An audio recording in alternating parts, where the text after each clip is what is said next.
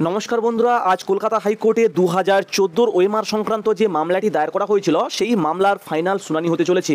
হ্যাঁ বন্ধুরা, আজ কলকাতা হাইকোর্টে রাজাশেখর মান্থার এজলাসে 2014 ওএমআর মামলার ফাইনাল শুনানি হতে চলেছে এবং আজকেরই আমরা জানতে পারবো 2014 যে টেট পরীক্ষাটা সেটা বৈধ নাকি অবৈধ। ঠিক আছে, অর্থাৎ আজকের কিন্তু 2014 টেট পরীক্ষা বাঁচানোর একটা মহা সংগ্রাম। 2014 টেট পরীক্ষাকে নিয়ে যে 33টা প্রশ্ন গত 3রা মে বিচারপতি পর্ষদের উদ্দেশ্যে করেছিল, সেই 33টা প্রশ্নের উত্তর কিন্তু আজকে দিতে হবে পর্ষদকে। হ্যাঁ বন্ধুরা, যদি 33টা প্রশ্নের উত্তর যথাযথভাবে এবং অথেন্টিকভাবে দিতে পারে তাহলে কিন্তু এই 2014 টেট পরীক্ষাটাকে বৈধ বলে তারা চিহ্নিত করতে পারবে বা টেট পরীক্ষাটাকে বাঁচাতে পারবে। না হলে কিন্তু টেট পরীক্ষাটা বাতিল হতে পারে এবং তার সঙ্গে সঙ্গে বাতিল হতে পারে প্রায় 60,000 শিক্ষকের চাকরি। হ্যাঁ বন্ধুরা, 2014 সালের টেট পরীক্ষার ভিত্তিতে যে 60,000 শিক্ষক নিয়োগ হয়েছে বা ইন সার্ভিস টিচাররা রয়েছে তাদের কিন্তু ভাগ্য নির্ধারণ করছে আজকের এই মামলাটার উপর। তো আজকের এই মামলাটা কি হবে অবশ্যই কিন্তু আমাদেরকে দেখতে হবে।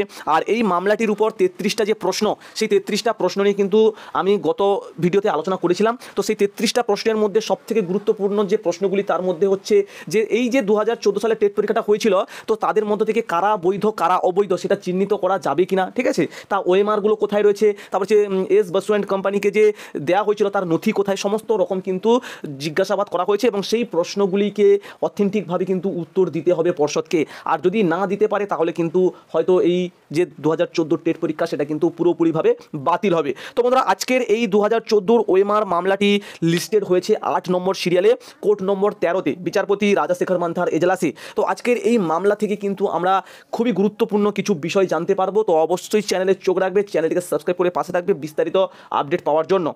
চ্যানেলের সঙ্গে থাকবে, শুনানি হওয়ার মাত্রই কিন্তু আমি তোমাদের কাছে কি শুনানি হলো তা আপডেট তুলে ধরবো।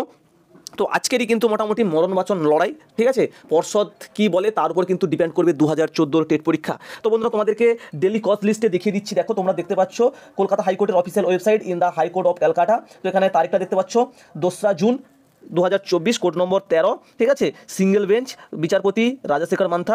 আর 8 নম্বর সিরিয়ালে দেখতে পাচ্ছ, এখানে 8 নম্বর সিরিয়ালে WPA 2005-2022 শান্তনু সিন্ড and others versus state of West Bengal and others. তো এই মামলাটি হচ্ছে কিন্তু 2014 ওএমআর মামলা। ঠিক আছে, এটা হচ্ছে কিন্তু ওএমআর মামলা। তো এই মামলাটির উপর কিন্তু পুরোপুরিভাবে ডিপেন্ড করছে 60,000 শিক্ষকের চাকরি। তো সেই 60,000 যারা শিক্ষক রয়েছে তাদেরকে নিয়ে কিন্তু একটা মামলা অলরেডি চলছে, প্যানেল প্রকাশ মামলা। সেই মামলাটিও কিন্তু আজকের শুনানি হওয়ার একটা ডেট রয়েছে। তো দেখা যাক মামলাগুলোর কি আপডেট আছে, অবশ্যই তোমাদের কাছে তুলে ধরবো। কিন্তু এই মামলাটি কিন্তু খুবই গুরুত্বপূর্ণ একটি মামলা। ঠিক আছে, তো সেই কারণে তোমাদের কাছে তুলে ধরলাম। তো অবশ্যই চ্যানেলে চোখ রাখবে বিস্তারিত আপডেট পাওয়ার জন্য। তো দেখা হচ্ছে পরবর্তী ভিডিওতে। ভালো থেকো সবাই, সুস্থ থেকো সবাই। Thanks for watching, tata. আর তোমরা অবশ্যই কমেন্ট করতে ভুলো না যে 33টা প্রশ্নের উত্তর কি দিতে পারবে পর্ষদ, নাকি এই মামলাটি আবার ডিভিশন বেঞ্চে করাবে, নাকি এই মামলাটি পর্ষদরা জয়লাভ করবে, কোনটা অবশ্যই তোমরা কিন্তু কমেন্ট করে জানাও। আমার তো মনে হচ্ছে এই মামলাটি হয়তো ডিভিশন বেঞ্চেও যেতে পারে। তো বন্ধুরা, যারা আগামী দিনে ইন্টারভিউ দিতে চলেছে তোমাদের জন্য একটা বিশেষ বার্তা রয়েছে। তোমাদের ইন্টারভিউর কথা চিন্তা করে একটা পিডিএফ সেট তৈরি করা হয়েছে, যে পিডিএফ সেটটার মধ্যে প্রায় 3000 মতো প্রশ্ন উত্তর রয়েছে এবং এই প্রশ্নগুলো কিন্তু যারা বিগত দিনে ইন্টারভিউ দিয়ে দিয়েছে তাদের কাছ থেকে কিন্তু কালেক্ট করা, প্রায় 300-400 ক্যান্ডিডেটদের কাছ থেকে কিন্তু কালেক্ট করা রয়েছে। আর এখানে সমস্ত রকম সাবজেক্ট ওয়াইজ কোশ্চেনও তোমরা পেয়ে যাবে, তার সঙ্গে সঙ্গে পেয়ে যাবে সিচুয়েশনাল বেস কোশ্চেন প্রচুর রয়েছে।